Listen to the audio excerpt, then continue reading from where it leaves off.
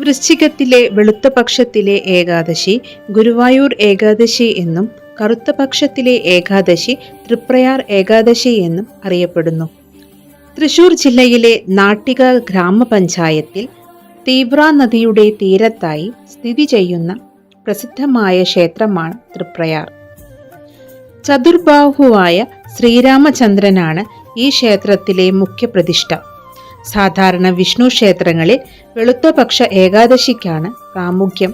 എന്നാൽ തൃപ്പയാറപ്പന്റെ ശൈവ ചൈതന്യം മൂലമാണ് ഇവിടെ കറുത്തപക്ഷ ഏകാദശി പ്രധാനമായത്.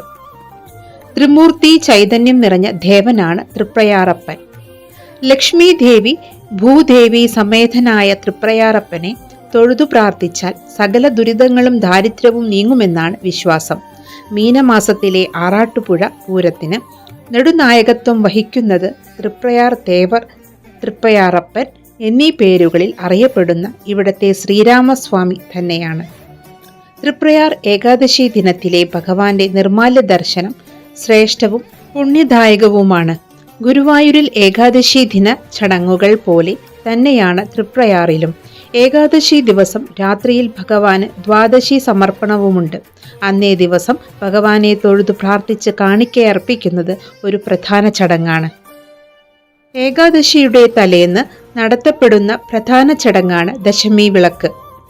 അന്നേ ദിവസം മുഖ്യപ്രതിഷ്ഠയായ ശ്രീരാമനു പകരം ആദ്യ പ്രതിഷ്ഠയായ ശാസ്താവിനെയാണ് എഴുന്നള്ളിക്കുന്നത്. എഴുന്നള്ളിപ്പ് ശാസ്താവിനാണെങ്കിലും വിളക്ക് തൃപ്രയാർ തേവർക്കാണ് സമർപ്പിക്കുന്നത്. ക്ഷേത്രത്തിന്റെ കാലപ്പഴക്കം പ്രവചനാതീതമാണ്.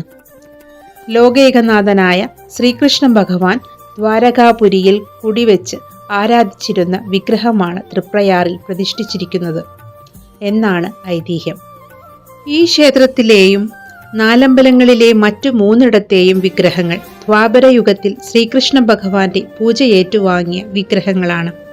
ചാതുർബാഹുവാണ് ഭഗവാൻ. ദക്ഷിണഹസ്തങ്ങളിൽ കോദണ്ഡവും അക്ഷമാലയും വാമകരങ്ങളിൽ ചക്രവും ശംഖും ധരിച്ചിരിക്കുന്നു. വലതുഭാഗത്ത് ലക്ഷ്മി ദേവിയും ഇടതുഭാഗത്ത് ഭൂമിദേവിയും കുടികൊള്ളുന്നു. ഭൂമിദേവിയുടെ കയ്യിൽ താമരപ്പൂവുണ്ട്.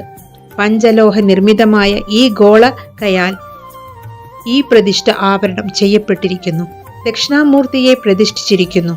വീരപരാക്രമിയും ശ്രീരാമചന്ദ്രന്റെ പരമഭക്തനുമായ ശ്രീ ഹനുമാൻ സ്വാമിക്ക് ഇവിടെ പ്രതിഷ്ഠ ഇല്ലെങ്കിലും മുഖമണ്ഡപത്തിൽ അദ്ദേഹം കുടികൊള്ളുന്നുവെന്ന് സങ്കല്പമുണ്ട്.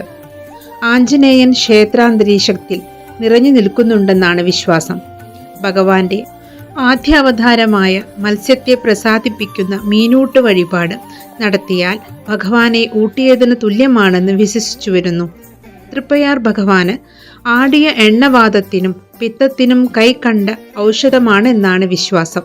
പുഴക്കടവിലെ മീനൂട്ട്, കളഭാഭിഷേകം, ഉദയാസ്തമയ പൂജ, അവൽ, നിവേദ്യം, തുലാഭാരം എന്നിവയാണ് ഇവിടത്തെ പ്രധാന വഴിപാടുകൾ. സർവാഭീഷ്ട സിദ്ധിക്കായി മുഖമണ്ഡപത്തിൽ രാമായണം, സുന്ദരകാന്ഡം പാരായണം ചെയ്യാറുണ്ട്. വെടിവഴിപാടും പ്രധാനം. തൃപ്പയാർ ക്ഷേത്രത്തിൽ കൊടിമരമില്ല എന്ന പ്രത്യേകതയുമുണ്ട്.